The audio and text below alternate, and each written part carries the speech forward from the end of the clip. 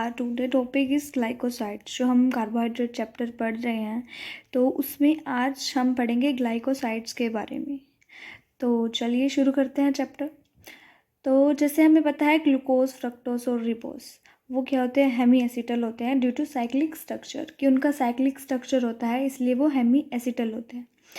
तो जब हम किसी मोनोसेक्राइड को अल्कोहल की प्रेजेंस में अल्कोहल के साथ ट्रीट करते हैं किसी एसिड कैटलिस्ट की प्रेजेंस में, तो वो किस में कन्वर्ट हो जाता है, cyclic acetal by replacement of OH group at the anomeric carbon by an alkoxy group. जो उसका OH ग्रुप होता है तो वो किसके साथ कन्वर्ट हो जाता है, एल्कोक्सी ग्रुप। जैसे हम एक एग्जांपल लेते हैं, जैसे हमने यहाँ पे लिया है अल्फ़ा डी ग्लूकोज, हम इसकी जगह बीटा डी ग्लूकोज भी ले सकते हैं, जैसे फ्रक्टोज का भी ले सकते हैं, बट हमने यहाँ ग्लूकोज का लिया है क्योंकि ये मोनोसेक्राइड।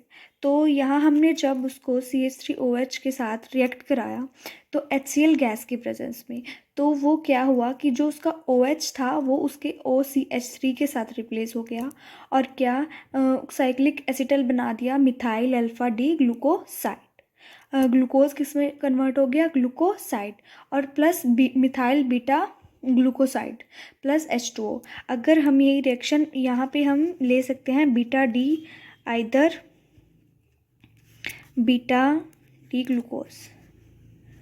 सो जो इसका एनोमेरिक कार्बन था उस पर जो OH ग्रुप था वो किसके साथ कन्वर्ट करा दिया, OCH3 ग्रुप के साथ। सो जो इसके बाद हमारे पास आता है glycoside linkage and glycosidic hydroxyl group. तो इसमें हम पढ़ेंगे कि जो यहाँ पे एनोमेरिक कार्बन है और जो ये OH ग्रुप है जो कन्वर्ट हुआ है OCH3 में, तो यहाँ पे जो एनोमेरिक कार्बन है और OCH3 के बीच जो बॉन्ड है उस बॉन्ड के बारे में पढ़ेंगे कि उसको क्या कहते हैं। जो the bond between the anomeric carbon and OR group, OR means यहाँ पे जो CH3 है, तो group is known as glycosidic linkage. इसको क्या बोलते हैं, ग्लाइकोसाइडिक लिंकेज। इसके बाद हम इसके नोमेनक्लेचर के बारे में पढ़ेंगे कि ये वर्ड कैसे ऑब्टेन हुआ। तो अगर हम ग्लूकोज के केस में देखें, जो हमने ऊपर अभी एग्जाम्पल लिया था, तो हम देखेंगे कि अगर ग्लूकोज प्लस ID ही, और जो E है ग्लूकोज का उसको हम किससे रिप्लेस कर दें, IDE, उसको क्या बना देगा, ग्लूकोसाइड्स। जैसे लेते हैं कि जब glucoside of glucose obtain by replacement of anomeric OH by OCH3 would be named as methyl glucoside. जब ग्लूकोज का यहाँ देखते हैं, अगर हम जब ये OCH3 के साथ रिप्लेस हो जाता है OH एनोमेरिक OH, जो इसका एनोमेरिक OCH3 के साथ रिप्लेस हो जाता है तो क्या बनता है हमारे पास, ग्लूकोसाइड। तो इसके बाद हम पढ़ेंगे करेक्टरिस्टिक ऑफ द ग्लूकोसाइड, कि ग्लूकोसाइड का इसे हम फिजिकल प्रॉपर्टी भी कह सकते हैं कि क्या होती है। जो ग्लूकोसाइड हैं वो स्टेबल होते हैं अगर हम उनको न्यूट्रल और बेसिक सोल्यूशन में रिएक्ट कराते हैं उनके साथ, या बेसिक या न्यूट्रल सॉल्यूशन के अंदर ग्लूकोसाइड क्या होते हैं, स्टेबल। बट अगर हम उनकी एसिडिक मीडियम के साथ रिएक्शन करा दें या एसिडिक मीडियम में रख दें तो वो हाइड्रोलाइज्ड हो जाते हैं, किसकी फॉर्म में, मोनोसेक्राइड और अल्कोहल, जिसकी रिएक्शन से, इन दोनों की रिएक्शन से बने थे ना, जैसे हमारे पास ग्लूकोसाइड इन दोनों की रिएक्शन से आया था, तो हाइड्रोलिसिस होकर वापस ही ये दोनों रिएक्शन दे देगा। और जब तक हम ग्लूकोसाइड को न्यूट्रल या बेसिक मीडियम में नहीं रखते तो वो टोलिन रिएजेंट या फैलिन रिएजेंट भी रिड्यूस नहीं कर। तो इसके बाद हमारे पास आते हैं स्पेशल केसेस आते हैं हमारे पास ग्लाइकोसाइड के। जब हम किसी भी ग्लाइकोसाइड के हाइड्रोलिसिस कराते हैं तो हमारे पास दो प्रोडक्ट बनते हैं। फर्स्ट वन बनता है जो कार्बोहाइड्रेट फ्रेगमेंट बोलते हैं और second one non carbohydrate fragment. अब जैसे हमने एर्बिट्यून ले लिया तो हम उसकी हाइड्रोलिसिस कराएंगे जब HCl की प्रेजेंस में, तो हमारे पास क्या आया, अल्फा डी ग्लूकोज, और सेकंड वन आया हमारे पास हाइड्रोक्विनोन। तो अब हम क्या कह रहे हैं इसमें कि जो कार्बोहाइड्रेट फ्रेगमेंट आएगा उसको हम ग्लाइकोन बोलेंगे और जो second one non carbohydrate fragment आएगा उसको अग्लाइकोल बोलेंगे। और इससे नेक्स्ट वन है हमारे पास एपिमराइजेशन। तो एपिमराइजेशन किस वर्ड से बन रही है? एपीमर। तो सबसे पहले हमें किस बारे में पता होना चाहिए? Epimer. What is epimer? Epimer, the pair of diastereomers which are different with each other at a single carbon configuration called epimer।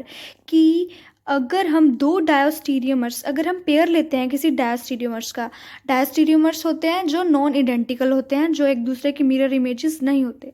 तो अगर हम उनका पेयर लेते हैं तो क्या कहते हैं कि उनका फॉर्मूला सेम है, बट उसके एट अ पर्टिकुलर कार्बन पे उसकी कॉन्फ़िगरेशन चेंज हो जाती है।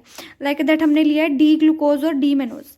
इसमें हम देखते हैं कि सेकंड कार्बन पे देखिए, यहाँ पे हाइड्रोजन लेफ्ट में और ओ एच राइट में है, और यहाँ ओ एच लेफ्ट में और एच राइट में, बट बाकी सब सेम।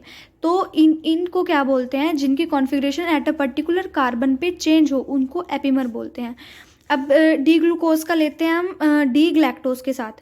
अब देखिए यहाँ पे थर्ड वन को देखिए, थर्ड वन कार्बन में इसकी पोजीशन यहाँ से चेंज है,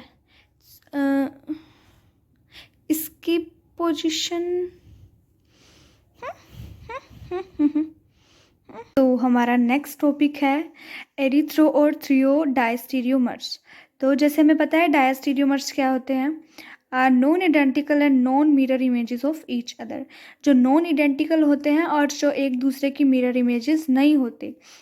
तो आगे हम पढ़ते हैं एरिथ्रो और थ्रियोज। इसमें क्या है? अगर हम एग्जाम्पल लेते हैं, हमने दो एग्जाम्पल ले लिए। अब देखो, अब हम इसमें हमेशा बात करते हैं हाइड्रोजन की।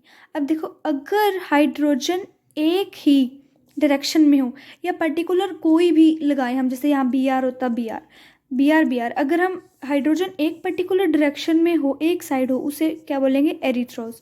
और अगर वो हाइड्रोजन अलग हो, ईच मतलब अपोजिट डायरेक्शन में हो, जैसे यहाँ इधर है और यहाँ इधर, तो उसको क्या बोलेंगे? थ्रियोज। जैसे हम और एग्जांपल ले लेते हैं, ये ले लिया हमने। जैसे इसमें देखो, हमें पता कैसे लगाना है कि वो एरिथ्रो है या थ्रियो है। तो हम देखते हैं यहाँ हाइड्रोजन एक साइड है तो ये एरिथ्रो, और यहाँ हाइड्रोजन अलग अलग साइड है तो ये थ्रियो, और नेक्स्ट वन में क्या है? हाइड्रोजन एक ही साइड है और ये क्या है? एरिथ्रो।